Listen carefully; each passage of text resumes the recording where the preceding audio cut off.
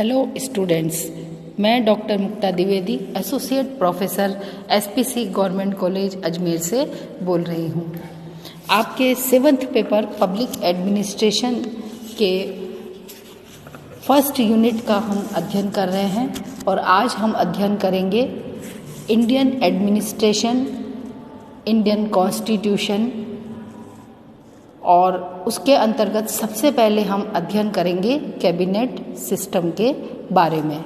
लेकिन हम cabinet system के बारे में अध्ययन करें इससे पूर्व हमें कुछ आधार रूप की बातें हमें जानना बहुत ज़रूरी है कि इससे पूर्व जब हमने 1919 और 1935 के अधिनियम का अध्ययन किया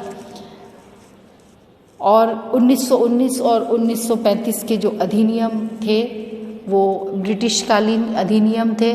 वो ब्रिटिश काल में ब्रिटिश सरकार के द्वारा अपने हित के लिए बनाए हुए अधिनियम थे।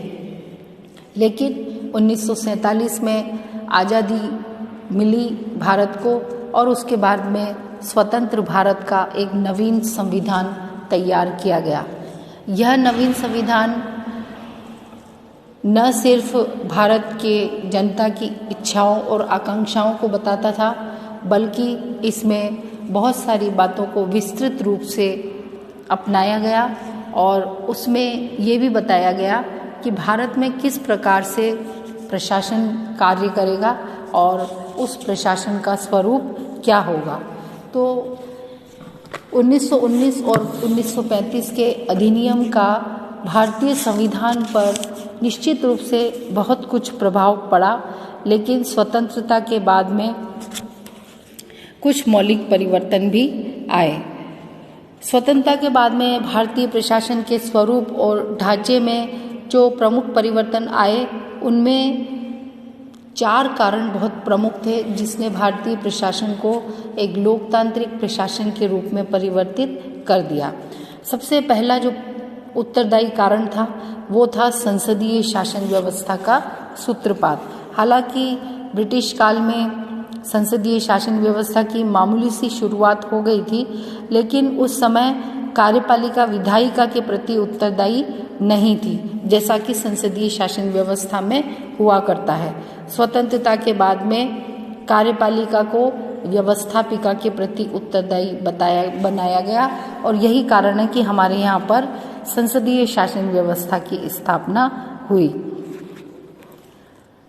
स्वतंत्रता के बाद में भारत में जिस संसदीय शासन व्यवस्था की शुरुआत हुई उसमें कार्यपालिका को पार्लियामेंट के प्रति जिम्मेदार बनाया गया और पार्लियामेंट को ये अधिकार दिया गया कि वो कैबिनेट सिस्टम यानी प्रधानमंत्री शासन व्यवस्था के अंतर्गत प्रधानमंत्री और उसके मंत्रिमंडल को संसद के प्रति उत्तरदायी बनाया गया और उसको उत्तरदायी मानकर उनका दायित्व था कि संसद में जो भी सवाल उनसे पूछे जाएं वो उनका जवाब दें। निर्वाचित मंत्रिमंडल बनाया गया और निर्वाचित मंत्रिमंडल के माध्यम से लोक प्रशासन को संसद के प्रति उत्तरदायी बनाया गया। तो इस तरह से ये एक बहुत ही महत्वपूर्ण कारण था जिसकी वजह से लोक प्रशासन संसद के प्रति उत्तरदायी बन गया। दूसरा जो प्रमुख कारण था वो था प्रशासन के लक्ष्य और उद्देश्यों में परिवर्तन। जैसा कि हमने पहले भी चर्चा की है, ब्रिटिश कालीन प्रशासन का दायित्व भारतीय जनता के प्रति न होकर ब्रिटिश सरकार के प्रति था, इसलिए वो उस समय का जो प्रशासन था वो जनता के प्रति उत्तरदायी नहीं था, तो लोक कल्याणकारी भी नहीं था और न ही वो प्रशासन लोकतंत्रात्मक था।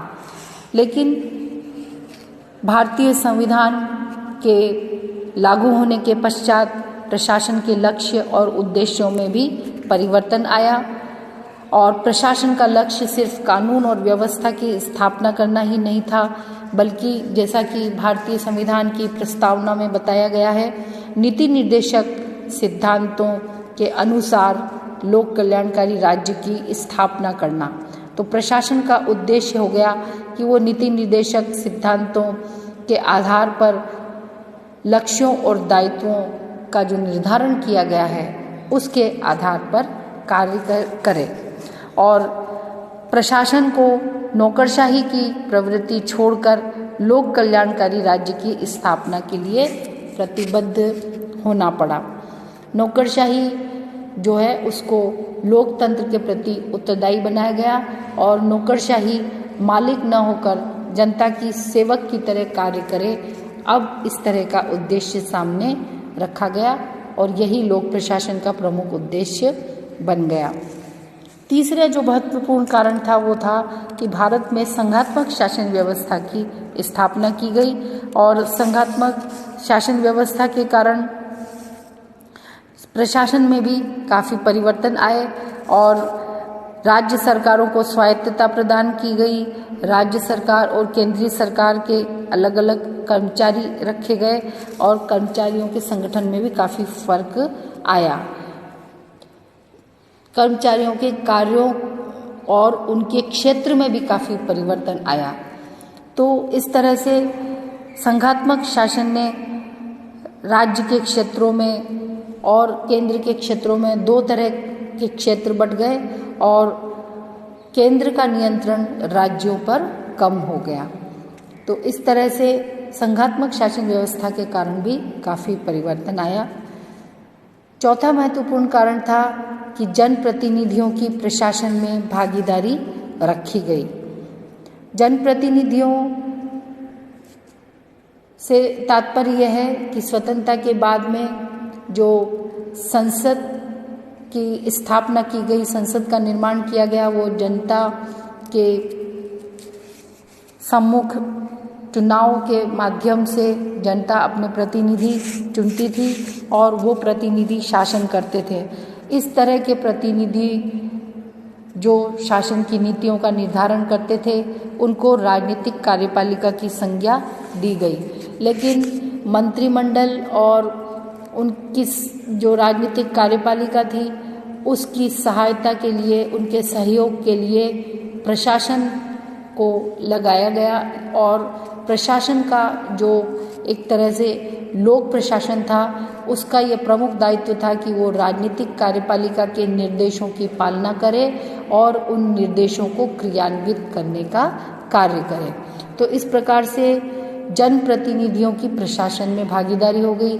जनप्रतिनिधि प्रशासन में प्रमुख भूमिका निभाने लगे और जितने भी प्रशासनिक विभाग थे उनके ऊपर जनप्रतिनिधि सबसे ऊपर उनके मुखिया के रूप में कार्य करते थे, जो मंत्री कहलाए, और इन मंत्रियों का उन प्रशासन को के लिए नीति निर्धारित करना कि वो अमुक प्रशासन के क्षेत्र में किस तरह की नीतियों का क्रियान्वयन कराएंगे और इस नीतियों को क्रियान्वयन कराने की पूरी जिम्मेदारी लोक प्रशासन की थी।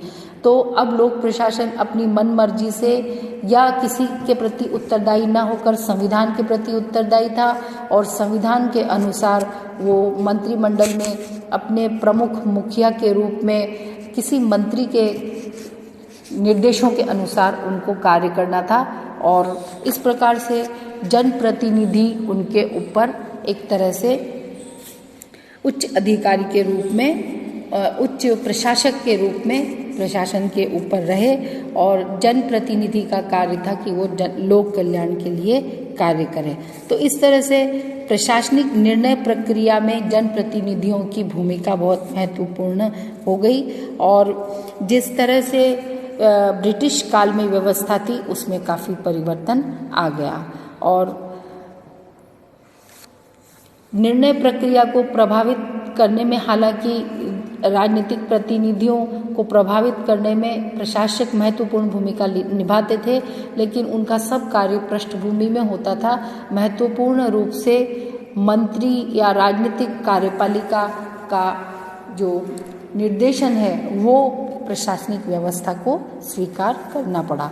तो इस तरह से ये चार महत्वपूर्ण कारण थे और इन चार महत्वपूर्ण कारणों से भारत में प्रशासनिक व्यवस्था में बहुत महत्वपूर्ण परिवर्तन आया। लोक प्रशासन जो नौकरशाही प्रवृत्ति का था अब उसमें जिम्मेदारी की भावना आई, साथ ही उस लोक कल्याणकारी राज्य की स्थापना के कारण नौकरशाही की बजाय लोक सेवकों को अपने आप को लोक कल्याणकारी कार्यों में लगाकर अपने आप को लोक कल्याणकारी सिद्ध भी करना था। तो इस तरह से प्रशासन के लक्ष्यों और उद्देश्यों में परिवर्तन के कारण, भारत में संघात्मक शासन व्यवस्था की स्थापना के कारण और जनप्रतिनिधियों की प्रशासन में भागीदारी के कारण लोक प्रशासन की भूमिका में काफ़ी परिवर्तन आया और प्रशासन के दर्शन यानी फिलोसॉफी, परिवेश और इकोलॉजी और उसके कंटेंट्स सभी में परिवर्तन आ गया। और अब लोक प्रशासन का उद्देश्य हो गया लोक कल्याणकारी राज्य की स्थापना, सामाजिक न्याय की स्थापना, समाजवाद की स्थापना और संविधान के प्रति प्रतिबद्धता। और इस तरह से इन 4 चीज़ों ने भारत में लोक प्रशासन के स्वरूप में, कार्यों में आमूलचूल परिवर्तन कर दिया। स्वतंत्रता के बाद में इसी कारण से, इन्हीं उद्देश्यों की पूर्ति के कारण से लोक प्रशासन के दृष्टिकोण और मनोवृत्ति, इन दोनों में भी परिवर्तन आया और एक तरह से लोक प्रशासन ने विकास की जिम्मेदारी अपने ऊपर ले ली।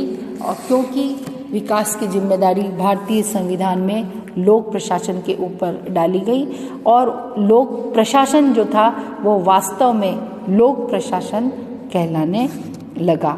लोक प्रशासन का प्रमुख दायित्व था गरीबी दूर करना और गरीबी और अमीरी के मध्य अंतर को कम करना। और इस तरह से लोक प्रशासन ने एक महत्वपूर्ण भूमिका निभाना शुरू कर दिया और इसी कारण से सरकारी कार्मिकों की संख्या भी बढ़ी, नए नए विभागों की स्थापना हुई और बहुत सारे कार्यालय भी अस्तित्व में आए। लोक सेवकों और प्रशासनिक संगठन में भी वृद्धि हुई और इन सभी विभागों में आपस में अंतर विभागीय संबंधों की समस्या का जन्म हुआ, तो उसका समाधान भी ढूंढा गया। साथ ही जो सामान्यज्ञ प्रशासन अधिकारी थे, प्रशासनिक अधिकारी, उसके साथ साथ विशेषज्ञ अधिकारियों की भी नियुक्ति पर बल दिया जाने लगा। तो इस प्रकार से स्वतंत्रता के पश्चात जो भारतीय संविधान लागू हुआ, उसके कारण भारत के एडमिनिस्ट्रेटिव सेटअप यानी प्रशासनिक व्यवस्था में भी काफ़ी परिवर्तन आए। अगले अध्ययन में हम पढ़ेंगे कि भारत में कैबिनेट सिस्टम किस प्रकार से कार्य करता है। Keep learning, keep growing.